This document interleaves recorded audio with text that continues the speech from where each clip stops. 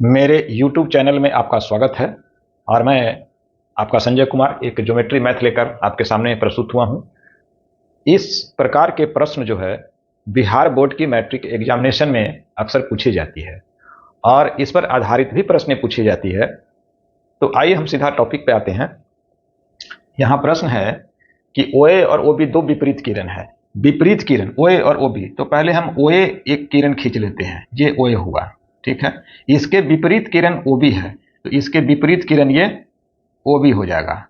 तो इस प्रकार क्या है, एक सरल रेखा हो जाएगी जिसको हम यहाँ दर्शाए हुए हैं। अब दूसरा कंडीशन कहता है कि OC एक तीसरी किरण है, OC एक तीसरी किरण है, ठीक है। यदि OE और OF बने आसन कोणों के समद्विभाजक है, OE और OF ये जो कोण बन गया AOC कोण और कोण BOC, तो OE जो है इस कोण का समद्विभाजक है। कोण AOC का OE जो है समद्विभाजक है। समद्विभाजक का मतलब होता है कि ये समद्विभाजक रेखा है या किरण है कि कोण AOC को दो बराबर भागों में बांटती है, अर्थात जितना कोण ये होगा उतना ही कोण ये भी होगा। उसी तरह रेखा जो है या किरण कहिए, OF जो किरण है कोण BOC को दो बराबर भागों में बांटती है, अर्थात जितना कोण ये होगा उतना ही कोण ये भी होगा। तब कहता है कि सिद्ध करें कि OE लंब OF, OE लंब OF, यानी OE जो है OF किरण पर लंब है। और लंब होने के लिए एक शर्त है कि ये कोण जो है 90 डिग्री का होना चाहिए, 90 डिग्री का होना चाहिए। कहने का मतलब है कि यदि कोई रेखा है, इस पर कोई रेखा लंब है, तो ये लंब तभी होगा जब ये कोण 90 डिग्री हो या ये कोण 90 डिग्री हो, ठीक है, तभी लंब होगा। तो कहता है कि सिद्ध कीजिए कि OE किरण OF पर लंब है, अर्थात कोण EOF जो है ये 90 डिग्री है। यही हमको सिद्ध करना है। तो आइए हम सीधा प्रश्न पे चलते हैं। अब देखिए यहां, चूंकि प्रश्न में दिया है कि OE समद्विभाजक है कोण AOC का, तो यहां लिखिए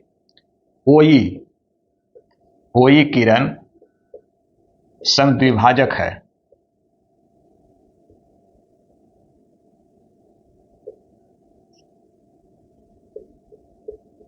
कोण AOC का, ठीक है।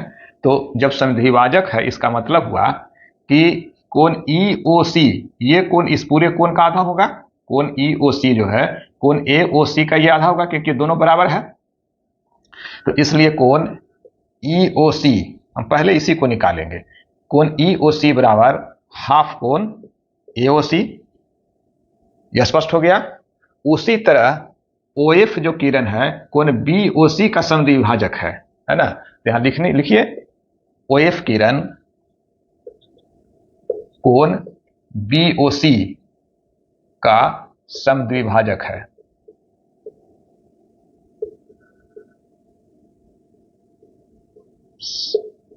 ये हुआ। तो इसलिए यहां क्या होगा, अब यहां निकाल लीजिए कोण FOC का। क्योंकि ये OF रेखा समद्विभाजक है, इसका मतलब कि जितना कोण ये होगा उतना कोण ये होगा। तो कोण FOC इस कोण का, कोण BOC का आधा होगा। तो कोण FOC निकालिए, है ना। कोण FOC बराबर हाफ कोण BOC हो जाएगा। क्लियर है। अब यहां तो क्लियर हो गया। अब उसके बाद ये कोण EOF निकालिए, है ना। अब कोण EOF, हमको इसी कोण को 90 डिग्री साबित करना है। अगर 90 डिग्री हम साबित कर देते हैं तो स्वतः ये सिद्ध हो जाएगा कि OE लंब OF है। तो कोण EOF में आते हैं। कोण EOF बराबर हो जाएगा, कोण EOF बराबर होगा, ये दोनों कोण का योग होगा, यानी कोण EOC और कोण FOC ये दोनों जुटेगा तो कोण EOF हो जाएगा। तो यहां कोण FOC प्लस कोण EOC, चूंकि हम पहले निकाल चुके हैं कि कोण FOC बराबर हाफ कोण BOC है, तो इसका मान यहां बैठा दीजिए। तो हो जाएगा ये हाफ कोण BOC प्लस, और EOC बराबर हम निकाल चुके हैं कि हाफ कोण AOC, तो यहां हो जाएगा हाफ कोण AOC।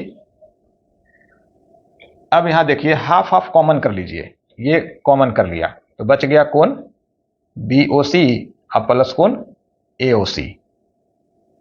अब कोण AOC और BOC, कोण AOC और कोण BOC, क्योंकि ये दोनों कोण आसन कोण है, और इसलिए आसन कोण है कि ये एक सरल रेखा के एक ही और दोनों कोण है, तो ये आसन कोण हुआ।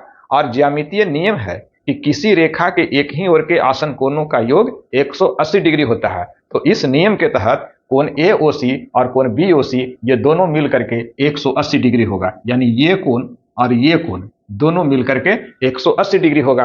तो यहां यही चीज यहां लिखना है, कोण BOC और प्लस कोण AOC ये दोनों 180 डिग्री होगा।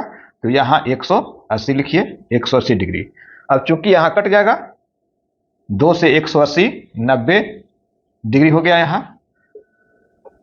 तो यहां कोण EOF बराबर 90 डिग्री, यहां लिखिए कोण EOF बराबर 90 डिग्री हुआ, यानी EOF हमारा 90 डिग्री ये निकल गया। तो जब निकल गया 90 डिग्री तो स्पष्ट है कि OE लंब OF हो जाएगा, है ना। अतः OE लंब OF यही सिद्ध हो गया, सिद्ध हुआ।